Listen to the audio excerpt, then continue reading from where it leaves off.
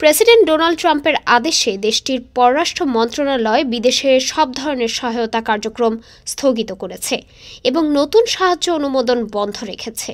এরই অংশ হিসেবে মার্কিন যুক্তরাষ্ট্রের উন্নয়ন সংস্থা ইউএসএইডের অর্থায়নে বাংলাদেশে বাস্তবায়নাধীন সব প্রকল্প ও কর্মসূচির ব্যয় অবিলম্বে বন্ধের নির্দেশ দেওয়া হয়েছে।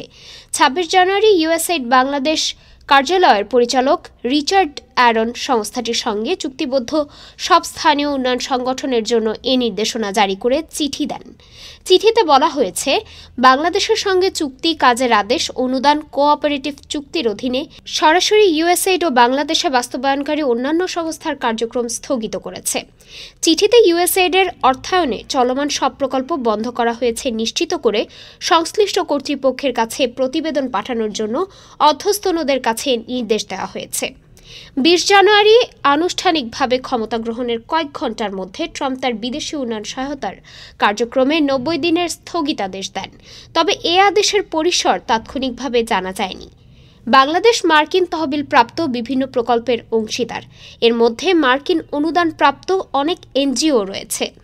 তারা এই আদেশের প্রভাব নিয়ে বেশ উদ্বিগ্ন। ডেস্ক রিপোর্ট, আজ বার্তা, ঢাকা।